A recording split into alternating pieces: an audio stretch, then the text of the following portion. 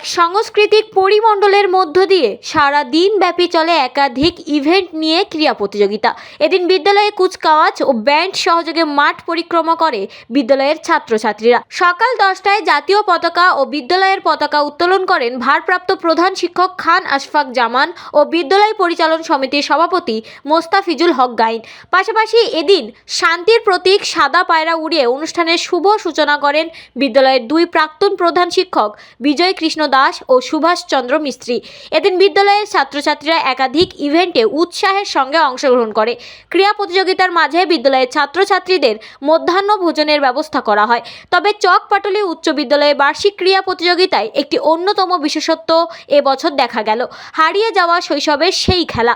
একসময় এই বিদ্যালয়ে পড়াশোনা করত এমন 60 ঊর্ধ্ব প্রবীণরা টায়ার চালানো খেলায় অংশগ্রহণ করে, যা দেখে এই প্রজন্মের ছাত্রছাত্রীরা বেশ উৎসাহী। অনেক প্রবীণ আবার এই ধরনের খেলা দেখে নস্টালজিক হয়ে পড়েন। এদিন অনুষ্ঠানে উপস্থিত অতিথি হিসেবে উপস্থিত ছিলেন হিঙ্গলগঞ্জের বিধায়ক দেবেশ মণ্ডল, বিদ্যালয় পরিচালন সমিতির সভাপতি মোস্তাফিজুর হক গাইন, প্রাক্তন প্রধান শিক্ষক বিজয় কৃষ্ণ দাস, প্রাক্তন সহকারী প্রধান শিক্ষক সুভাষ চন্দ্র মিস্ত্রি সহ একাধিক বিশিষ্ট ব্যক্তিবর্গ। এদিন অনুষ্ঠানের শেষে বিজয়ী ছাত্রছাত্রীদের হাতে পুরস্কার তুলে দেওয়া হলো। দেখুন বিস্তারিত। আজকে আমাদের 2024 সালে চকপাটলি হাই স্কুলে যে শীতকালীন যে খেলা বার্ষিক ক্রীড়া প্রতিষ্ঠান সেটা এখানে হলো এবং এটা আয়োজন করা খুবই কষ্টসাধ্যের এই জন্যে যেহেতু আমাদের এই প্রোগ্রামের মধ্যে আমরা ছেলে মেয়েদের সবাইকে কিন্তু একটা লাঞ্চের ব্যবস্থা করি এবং সেটাকে করতে গিয়ে অনেক মেহনত করতে হয়, কিন্তু তারা এটার মধ্যে যে আনন্দটা খুঁজে পায়, একসঙ্গে বসে খাওয়ার আনন্দ, শেয়ার করার আনন্দ, এটা একটা অভূতপূর্ব ব্যাপার। হ্যাঁ, আর আমাদের এবছরই চেষ্টা করা হলো যে আমাদের এবার অনেক প্রাক্তন শিক্ষকও আছেন, অনেক গার্জেন এসছেন যারা একসময় এই স্কুলের ছাত্র ছিলেন।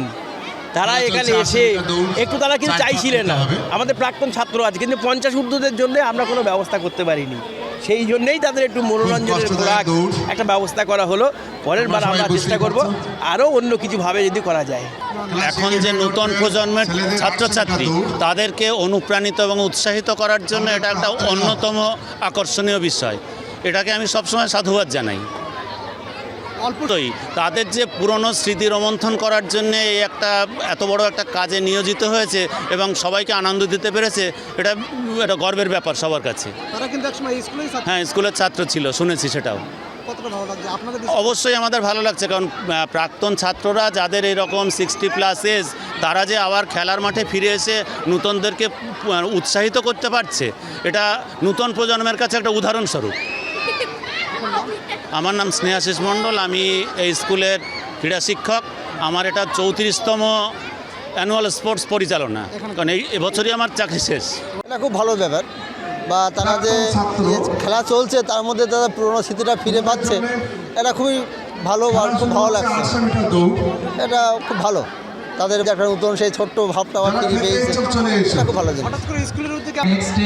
এই উদ্যোগগুলো কারণ কি তাদের মানে খেলা দেখছে, দেখার পরেও তাদের যে সেই শৈশব জীবনটা ফিরে যাতে পায়, কিছুটা মনে যাতে সেটা ফিরে পায়, সে আনন্দ উপভোগ করতে পারে, তার জন্য এই উদ্যোগটা নেওয়া। ছোটোবেলায় স্কুলে পড়াশুনো করতাম, তা এই টায়ার খেলা করতাম এই স্কুলের, এতে আবার সেই খেলা ফিরে পেলাম। খুব ভালো লাগলো। আমরা এই যে যারা একসাথে এখন খেললাম, সবাই একসাথে খেলতাম, আবার সেই খেলাটা ফিরে পেলাম, আবার খুব ভালো লাগলো। হ্যাঁ, নাম হচ্ছে বাদল গাজী। কি করলেন? এই টায়ার ছোটোবেলায় যে টায়ার খেলা খেলতাম, সেই খেলা আবার ফিরে পেলাম এই বয়সে, এই স্কুল মাঠে সেই খেলা, ছোটোবেলার খেলা খেললাম, ভালো লাগলো। মনে হচ্ছে যেন সেই ছোটো বয়সে আবার ফিরে আসলাম। বয়স কত? 60। সেই সবাই ফিরে পেলাম। মোহাম্মদ মজিবর মোল্লা। হাসনাবাদ থেকে প্রতিনিধি আজিজুল শেখের রিপোর্ট, নিউজ 24x7 টিভি। মুহূর্তের খবর হাতের মুঠোয়।